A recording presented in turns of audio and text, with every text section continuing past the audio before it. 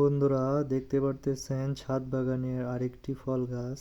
এটি মূলত জাবেদা ফল, যা আমাদের দেশে এখনো তেমন ভাবে পরিচিত না। তবে শহর অঞ্চলের ওইদিকে বা আমাদের মানে অ্যাভেলেবেল পরিচিত না আর কি। তো দেখেন, আমার ছাদ বাগানে প্রায় 2 বছর আগে এটা রোপণ করছিলাম আর কি। এখন পর্যাপ্ত ফল ফুল আসছে, কিছু কিছু ফল দেখতে পারেন বড়,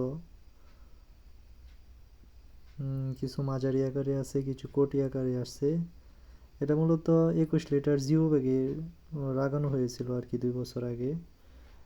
তো আপনারাও যারা জিও ব্যাগে ভাবেন যে লাগালে হবে কি হবে না, তাদের জন্য আজকের এই ভিডিওটি।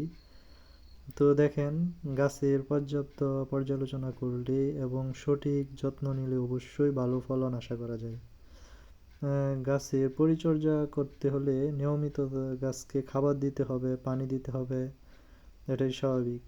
তাহলে ইনশাল্লাহ আশা করা যায় খুব ভালো ফলন পাওয়া যাবে। তো আপনারাও ট্রাই করতে পারেন। দেখেন, আমার কাছে কিন্তু পর্যাপ্ত ফল আছে।